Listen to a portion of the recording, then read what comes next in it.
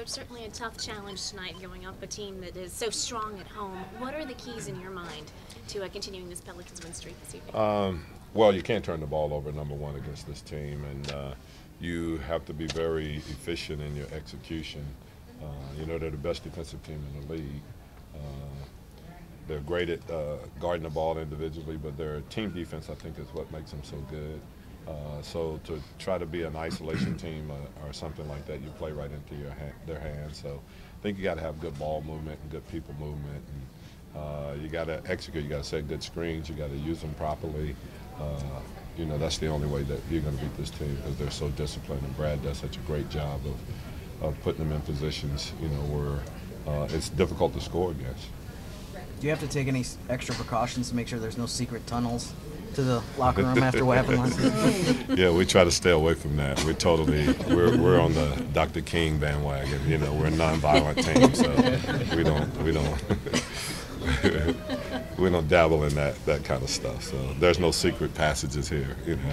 Hey, Alvin, you guys have been able to carve out great space for the two big guys. They've both been able to operate inside, outside. You know, did that develop organically? Did that develop, you know, scheme? Like, how did that kind of, you know, take place over the last year or so? Well, there's a couple of things. You know, first of all, they're very interchangeable. They're both, you know, willing passers. They both have the ability to play out on the floor. So we can create the necessary space for them to coexist. And then, you know, I think Chris Finch, our assistant, who does a bunch of the offensive stuff for us, he was in Denver. He had two big guys that he dealt with, you know, before Nurkic was traded.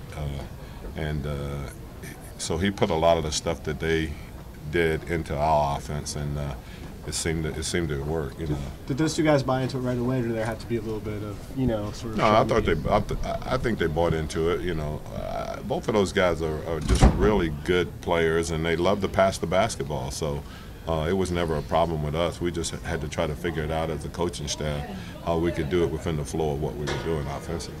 What did you thought of the way Rondo's played for you this year?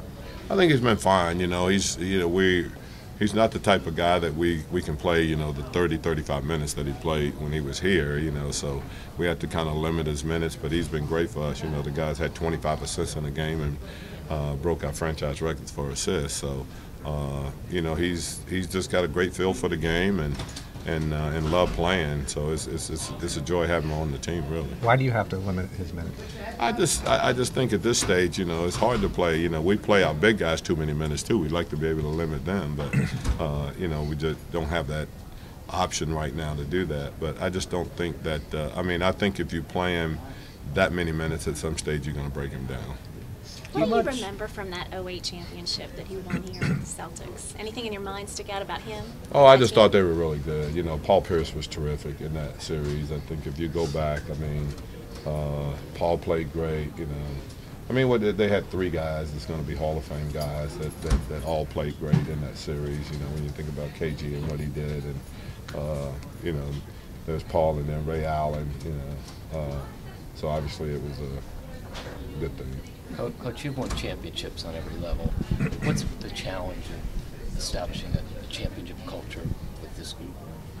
I think the big thing is consistency. I think you got to be able to play night in and night out. You have to know what you're going to get. I mean, obviously in the NBA, when you're talking about 82 games, there's probably going to be about 5 or 6 games where, you know, it's just not there, and you got to understand that. But I think the main thing is that you know, most nights, the majority of the nights, you got to know what you're going to get from certain guys, your starters, as well as some of the reserves that you'll be playing, and the consistency with that really make you establish a culture, I think, that can give you an opportunity to win a championship.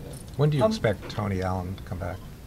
I don't know the exact date. You know, last week he said maybe a couple of weeks, so I don't think there's an exact date that you can put on it, but you know, he works extremely hard to try to get back out there. So I'm sure as soon as he possibly can, he'll be playing again. And he's not here tonight, is he?